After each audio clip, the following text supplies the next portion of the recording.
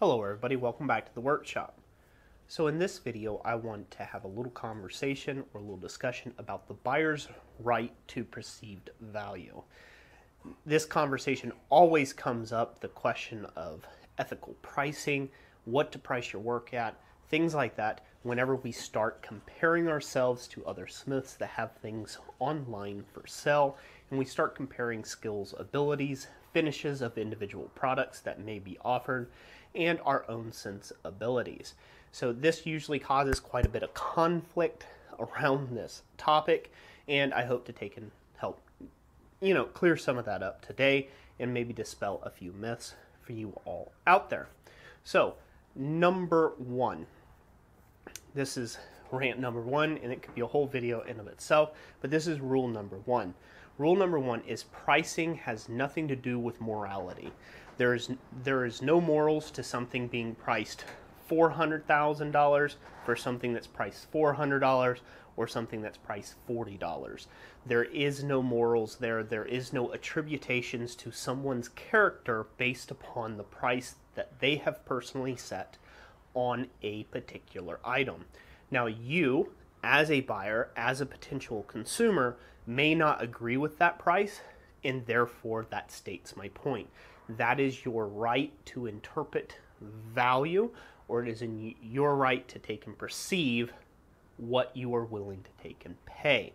That's why no one's taking and holding you to having to buy anything from anyone for any set price.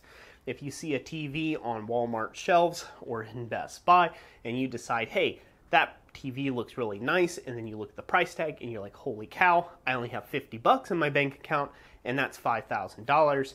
That doesn't make that corporation or the manufacturer of that TV an evil entity.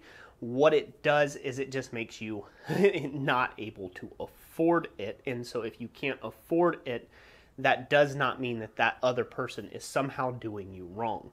It's just a number. It has nothing to do with morality. So that's rule number one to take and learn here about the customer's right to perceived value. Second, it's not up to you to determine to a customer what is good and what is bad. A customer gets to make that choice. A lot of times we like to interject our own opinions and our own preferences on what is good ironwork, what is bad ironwork, what is expensive worth ironwork that's worth hundreds of thousands of dollars, and ironwork that's only worth a couple bucks or maybe nothing. It is not up to you to interject your opinion onto somebody else about what something should be able or cost, because there is no set standard. The set standard of today is whatever you make it. We live in a global economy. We do not live in a small town where, you're working for somebody is the difference between them being able to bring in the potatoes or the crops, right? Like, it's changed. We work in a global economy, and that global economy means that you're servicing different people with different incomes, with different valuations, and that's okay. Number three, letting your own biases influence your work. Now this is a real crucial one here, and if you guys have made it to this far in the video, I really hope that you have enjoyed it so far and that you will take this one to heart. Your own biases about your work doesn't dictate what other people should be doing with their work. I'm a fan of French Baroque ironwork. I'm getting into doing quite a bit more of that, although I have not been posting it here on YouTube, but it's something that I'm slowly adding up, and I'm building up a product line that I'll eventually release, and I'll do all sorts of marketing and things like that to hopefully be able to sell that type of ironwork and be able to reach and set a higher bar for myself. That is not setting a bar for you. You may only be able to take and do a S-hook right now, but just because I'm making some big railing or gate or something like that, that has nothing to do with you, where you're making bottle openers and S-hooks. Those are two different markets, and that doesn't mean that you can't sell S-hooks and bottle openers, or me making these big giant rails and this and that are not, are not as worthy of a product to be designed and created as making S-hooks and bottle openers. Those don't transfer. It is your personal preference. So if you like to take and make railroad spike knives and you sell them and people love them and they spend hundreds of dollars on your railroad spike knives, or $50 or $10 or $5, and you are happy and that's what makes you satisfied with what you want to take and do with your smithing career and abilities, that is perfectly okay. Not everyone needs to be in the architectural ironwork field. I have no interest in railings and gates. It's just not my thing. Even if I had the shop space that I don't currently right now, I'm not so sure that I would want to get into that because, as I've stated in the past, gates and railings is a lot of repetitive work. So even though they look real impressive once they're all done, in a project formulation, you're hammering out a picket. You're putting a taper on the end of a bar 50 times, or 150, or 400 times.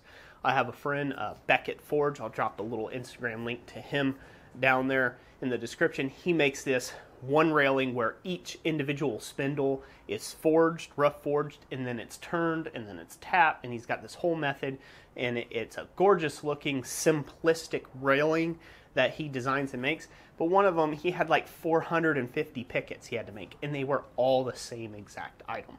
That doesn't get my juices flowing. One-off custom ornamental things, pieces that have a motion or that they are a sculptural piece, that's the type of stuff that kind of gets my creative juices flowing, and that's okay. So when you're trying to design something, a product to take and sell to a client, say you're in the designing room floor and you're trying to figure out to make something, do what is best for you, but do not let your own biases dictate what you can charge for that item. Because just like a stylization bias that you can take and have, you can have a monetary bias. That means, let me pull out my wallet here. I have lots of money, right? Like, well, I don't have that much. I have a lot of receipts where money used to be. But there you go. So you know, here, like, I'm like, oh man, I will not spend that amount of money on that item, that tool, that whatever, because it does not have the value to me personally. And so therefore, your bias, since you won't do that, you won't sell that item if you're making that particular item to someone else for what you want to buy it for. Again, this is a personal bias that should not influence your decision to sell an item or not. What influences your decision to sell an item or not is whether the customers want that item. There's a market space share that you can go. That means there's a need. There's a customer with a need. There's a client with a need. They respect and value your work. And if that all comes together, then it comes down to you. Do you want to make that item for that client, or do you want to fill that specific need? There's a lot of needs out there for knife work out there. I have no interest, so I'm never playing in that field. Have no interest whatsoever. More power to you if that's your thing. But I'm not going to do that. Somebody can come up to me, and I've had many people want me to make them a knife, a sword, a whatever, a tomahawk, and it's a no. It's a no for me. But if they wanted something done that I do, that I personally find fascinating, I would do that for them. And yes, it would cost about 3 times what a knife would cost for them buying somewhere else. Again, they're not valuing that specific type of ironwork. So I'm going to leave you with this. I hope you guys enjoyed this video. If you did, share it around with people who maybe are struggling with the concept of pricing ironwork to get what they need. We have a ton of videos in the blacksmithing business playlist. I will link that in the description down below, and it'll also be up here somewhere on a card. Please go check out that playlist if you're getting into business. We have a ton of useful help for you. And if you would like to take and support what we do here at Christ Centered Ironworks, we have a blacksmithing business like ebook series over at our website, blacksmithpdfs.com. I suggest you go check that out. That will be highly useful information for you to help you get started in your business of blacksmithing. So that's it for today. As always, God bless you. Thank you for watching, and drop your comments in the comment section down below. We'll catch you on the next one.